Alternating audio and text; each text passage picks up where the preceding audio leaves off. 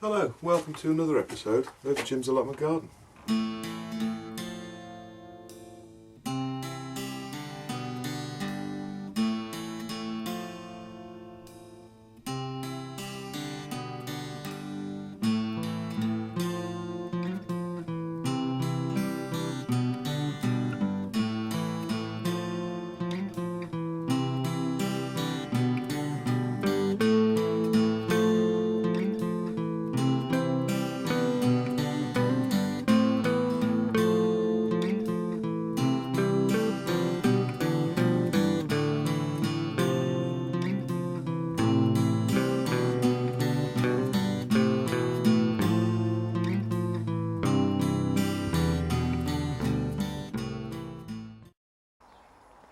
So starting in the greenhouse, we've still got loads of cucumbers. As you can see, they're still coming strong. We've got some there, the curly whirly one that I mentioned to you the other day is starting to straighten out.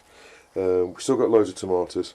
The best thing I can suggest, if you've got loads of tomatoes at the moment, the best thing to do is just pick them straight off the plant, wash them, put them in the liquidizer or chop them up really finely, and then just reduce them in a saucepan for about half an hour.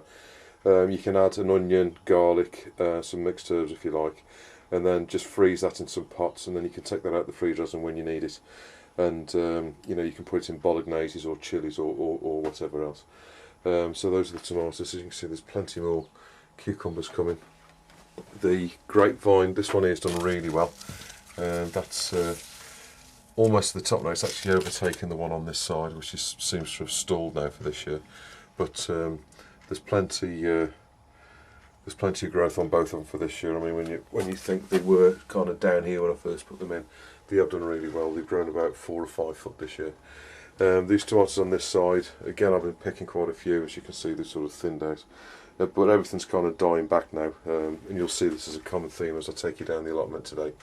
There's quite a few things that are sort of dying back because of the time of year, because the days are becoming shorter, the plants are starting to go into hibernation or whatever. Here we've got some iceberg lettuce, and we've got some rocket and we've got some alpine strawberries, which I'll explain to you now with a separate video. Okay, so today I'm just going to put some salad in for over Christmas. Now you'll find that on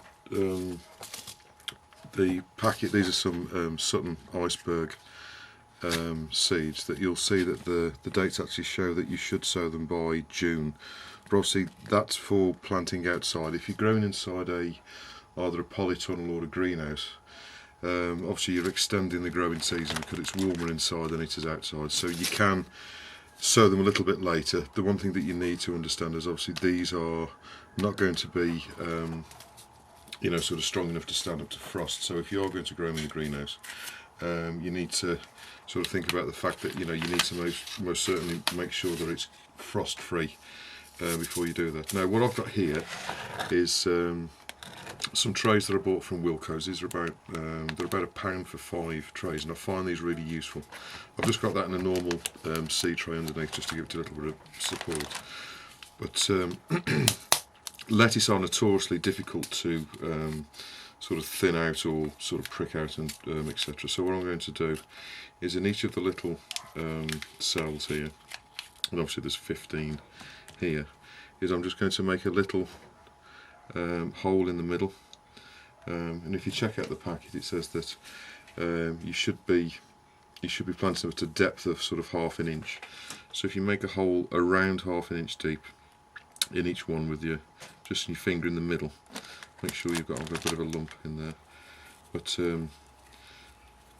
make sure that you've got a little hole in each one. Now lettuce seed is quite small. It's almost like grains of sand. So I'm just going to take out a few seeds there. I'm not going to need too many. I don't know if you can see them, but they're quite small.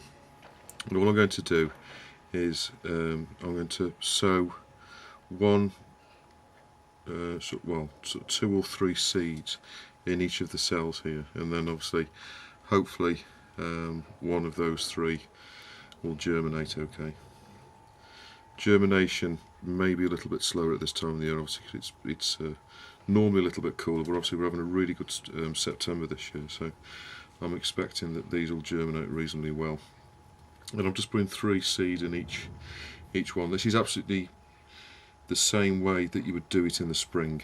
There's nothing unusual by the way I'm doing this.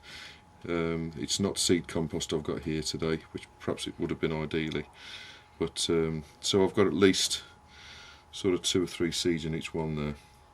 And all I'm going to do is just gently knock back the dirt, sorry, the potting compost. Always use a good quality compost. Obviously, you know, you see a lot of these composts which are you know, going cheap and all the rest of it. It's not necessarily the best, because a lot of them now are sort of made up of you know, the garden waste refuse that's taken from houses, which is not necessarily good, because you get lumps of sticks and wood in there which aren't brilliant for it's okay for potting stuff up and that, but when you put in seeds, then you really do need a good quality compost. This is actually I think this is Miracle Grow, this compost that I've got here, which is quite cheap to buy this time of year. As with the seeds, you'll find that most seeds now, if you go to a garden centre or anything like that, they're selling the seeds off. These seeds were originally £1.89, and I actually paid 50p for those seeds. So, and the seeds are good until 2015. So I don't know if you can see that, but so now's a good time to buy seeds for next year as well. So that's the iceberg lettuce. As I say, I've just put a little bit of compost on top of those. Obviously, what is important is to put a label in, so in a couple of weeks' time, when you think, what did I plant here, you can work it out. Just lettuce will do, so you know what you're dealing with. Now I shall give those a very light watering in a moment with a watering can with a rose on, and I'll just keep them sort of damp until they start to germinate. Then obviously then I can give them a little bit more water as the plants establish. In exactly the same way now, I've got another tray, and in here I'm going to be planting some Rocket, which is a Morgan and Thompson seed. Again, these were 50p, originally £1.99, if you can see that at the top. And on here it actually says that you can sow them in September. So, you know, it's still okay to actually put these outside, to be honest with you. So it's a surefire bet that these are going to be okay in the greenhouse. And what I'm going to do is, obviously, you could actually plant these directly into the borders, but the reason I'm doing this is twofold really. One, I can control where the plants are. So again, the seed for Rocket is quite small. It looks a little bit like mustard seed. You can see that. But what I'm going to do is, unlike the lettuce, because of the way Rocket is, I'm going to plant a few more seeds in each one, because you don't necessarily need one single plant. You know, you can. So again, check what it says on the instructions, and it says again sort of half an inch deep. So I want them to be in the middle again. So I'm just going to make a little hole with my finger in the middle, exactly as I've just done with the lettuce. And as soon as I've done that, I'm going to be sowing probably about 5 or 6 seeds in each one. So I don't need to be too sort of precise about this, to be honest with you. And the strongest ones will come through. And with Rocket, you can afford to have more than one plant together, because what you typically do is pick the leaves. You know, for your salad and that. Now I've got a few too many seeds there, so I'm just going to bob them in. Now these seeds will be perfectly good for next year as well, so I'll be sowing more of these in the spring for outside. All you need to do, just a tip, is bend over this is like an aluminium-y type paper, bend over the top and crease it, and then bend it over again. And what I would suggest is you keep them indoors rather than leaving them outside. But those seeds will be good for next year in the spring. So just knock over the soil again in here to cover them with around half an inch, or in metric that's about 13 millimetres of soil. You haven't really got to be precise about that. Something like that will be okay. Just give it a tap to make sure all the earth is in the pot. Now all I need to do really is put a label on it again to make sure when I come back to it in a couple of weeks I still know what's in there. But to be honest with you, with Rocket you can tell from the plants what it is anyway, because of the shape of the leaves, but as soon as you get the true leaves on anyway. So what I'm going to do with that now is give it a really light water with a watering can with a rose on it. With seeds, another good tip that I've picked up over the years is when you're germinating seeds, it's much better for you to water them with tap water, because tap water is obviously sterile. As the plants develop, what you can do is then start watering them with rainwater, which is better. But for seeds, for the first few times that I water them and whilst they're germinating, I always water them with tap water. As they start to develop, I then start to water them with just normal rainwater, which is better for them. So that's the seeds. Hopefully in the next couple of weeks they'll come up, and I'll be planting them in the border as you see behind me here. This time of year you can also plant other things. As I was explaining on one of the comments, you can also grow brassicas, and what you're sort of aiming to do is not grow the big brassicas that you perhaps grow in the open ground during the summer, but what you can do is grow smaller brassicas like kale and stuff, and what you do is you pick them much earlier than you would do in the year, but what it does do is give you a supply of fresh greens for the winter months. Additionally, in the greenhouse over the winter months, or at least the autumn months, I'm going to be putting these in, which I grew earlier in the year, and these are alpine strawberries. These have been outside in this tray now all year, and they're just starting to come into flower. As you can see, there's little flower there. So if you don't know, alpine strawberries are they're an annual plant, where obviously normal strawberries are perennials. So they only come once. You grow them from seed every year, and they produce little teeny strawberries, probably about the size of the end of your little finger. And even though the fruits are very small, the flavour from them is incredibly strong. So it's they're really nice in puddings and that, and it's a nice thing to have at the end of the year.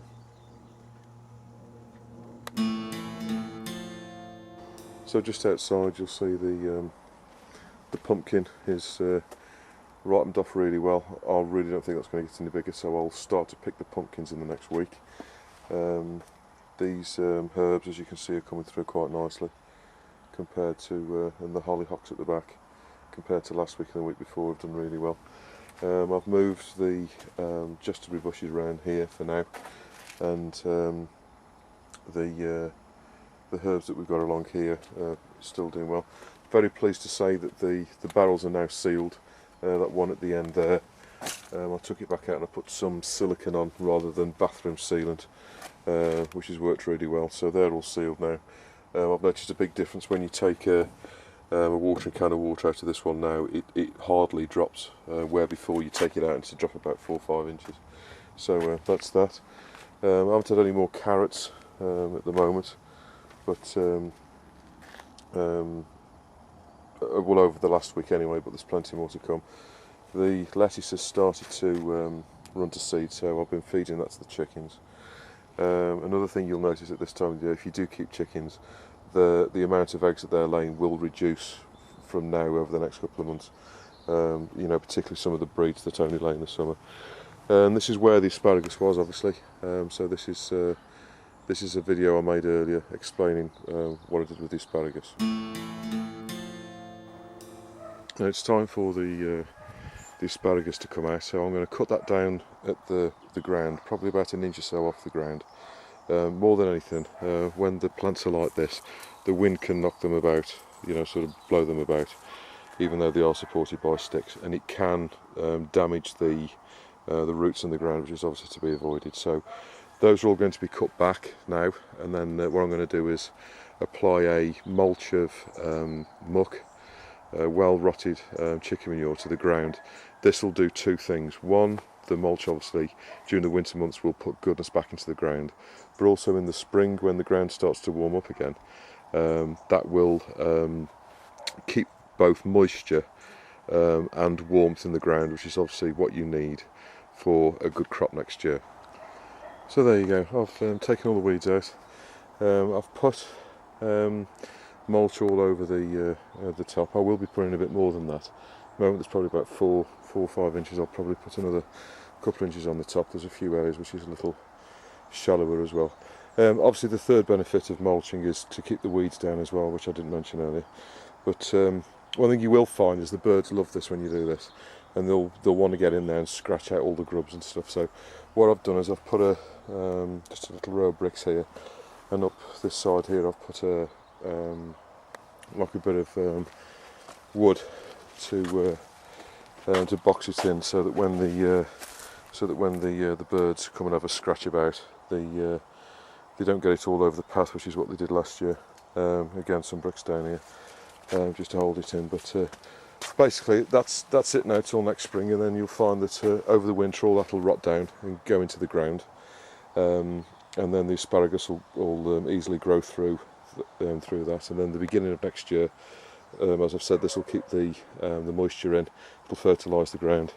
It'll also be a weed suppressant as well. Those are the two grapevines there you see.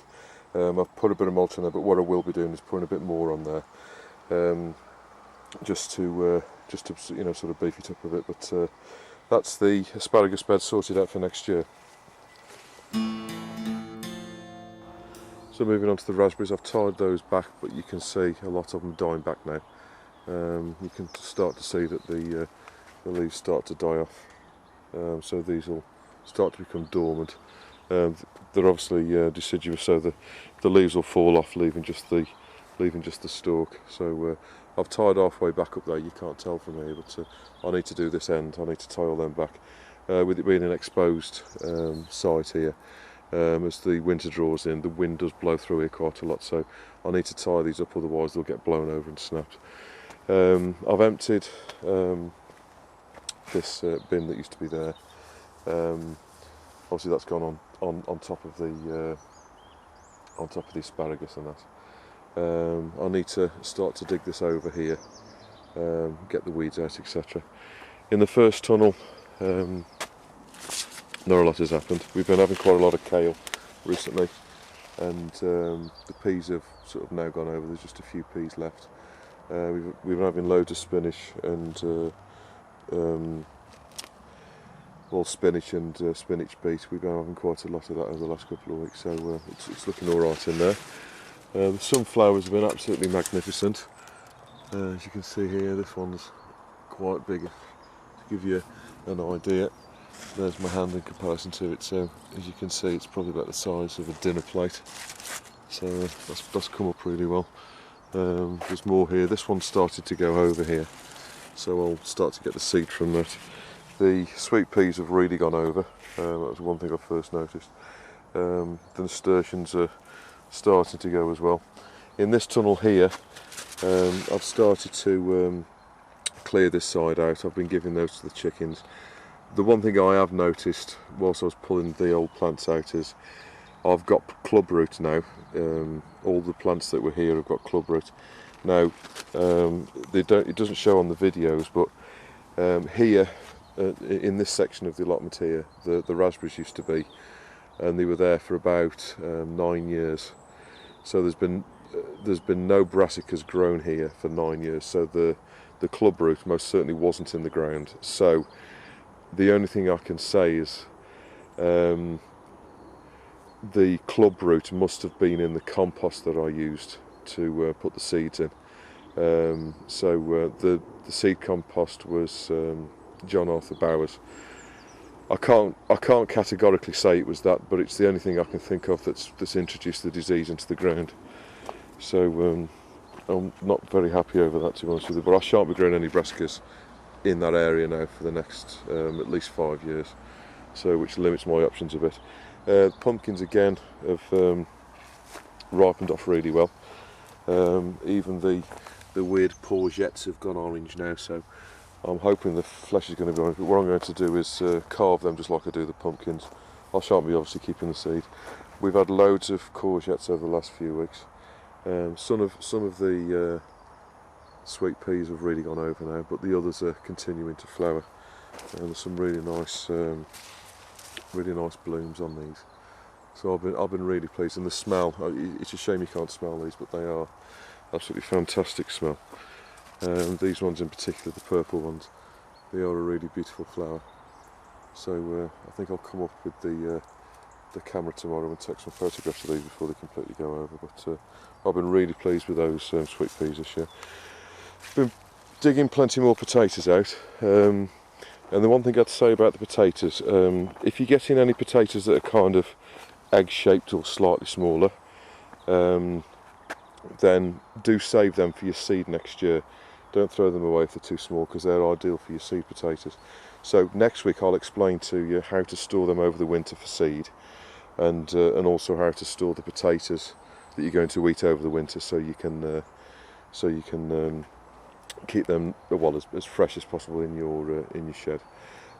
It's this time of year to put your Japanese onions in, and obviously you put the sets in like you would any normal onion, just by bobbing them in the ground.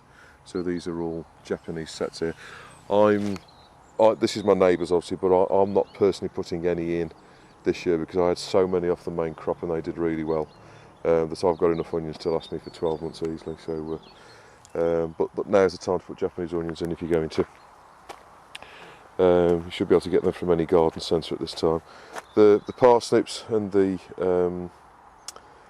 starting to sort of go over a little bit, and the beetroot as well is starting to go over. It's starting to look a bit yellow. They have been watered, so it's not a watering problem. It's just the time of year. The Swedes still aren't sort of fattening up. There's a few that are kind of that big. You know, they're not too small, but really they should be the size of a grapefruit now. Now the beans are obviously going over now. As you can see, this again isn't a water problem. They have been watered, even though we've had a dry season. But the beans are most certainly going over there. They're sort of quite brown, and as you can see, quite a few of the beans themselves are starting to go brown. And it's the same all over. Everybody's the same. So it's basically the time of year, because the nights are drawing in and that. And as well, the rhubarb's starting to go over, so that's most certainly something to keep your eye on. Right, just round here, I've been giving these a bit of water as well. The calendula's seedlings have actually started to come up again, which is a bit daft really, but I've got plenty of seed to put in, so they'll be all right. The kohlrabi leeks and the Swiss chard is still growing all right. I've not actually eaten any of the chard yet, but I'll certainly plan to in the next couple of weeks. You can see the beans here are starting to go brown and that, so they'll be ready to pick. Now next week, what I intend to do, all the week after, is remove all of the beans from the plant and put them in the greenhouse to dry in a dry place, and then I'm going to remove all of the canes and basically burn all the bean plants next week. So that's one thing that'll be in the next, or the episode possibly after. The sweet corn, as you can see, I've pulled the majority of it out. I've not had a very good season with the corn at all this year at all, to be honest with you, because of the basically because of the weather and this ground that it's in. So I shan't be growing any more sweet corn in this area, but it all came together, then it all went over very quickly, which I think is due to the dry weather that we've been having recently. But I've managed to get about 4 meals out of it, so it's not been too bad. And the butternut squash has finally got a female flower on it, as you can see there. There's a fruit forming behind that flower, and there's possibly one other one down here. I think that's a male flower. I think I saw one the other day that's potentially female, but that's coming on. The gourds are still fattening up. I'm going to start taking the gourds off there now actually, because I don't think they're going to get much bigger. Coming up to the side, loads of courgettes. The chickens have done quite well. If the courgettes get to kind of that big, that's sort of about 4 inches across, I just give them the chickens. You can stuff them with some mincemeat or whatever, do that if you like, but I tend to give them the chickens if they get that big, because I normally use the narrower ones for eating. The chickens enjoy the seeds and that out of them. And there's some flowers over here. If I can just step over here again like I did last time, as you can see they've opened up quite nicely. There's some quite nice big ones. This one's particularly big. It's probably just shy of a dinner plate size, and that one there's a nice one. But they've done quite well with the sunflowers. Of course, the ones that go up the back here, they're not quite open yet. They're most certainly coming, but they'll be smaller. So as you can see, the raspberries are coming back. We are still pulling some raspberries off. The strawberries are still coming. You can see one down. Hopefully it'll focus. You can see one there. It's gone out of focus. There you go. So they are coming. Then we're back to the beginning. So that's the allotment, 3rd week in September. Well, I hope this episode has been of some use to you. Next year there'll be a lot more sort of taking stuff down and preparing stuff for next year, and sort of cleaning stuff out and getting it ready and all the rest of it. So there'll be plenty more going on next week. Please do let me have your comments below. Please subscribe, and thank you for watching Jim's Allotment Garden.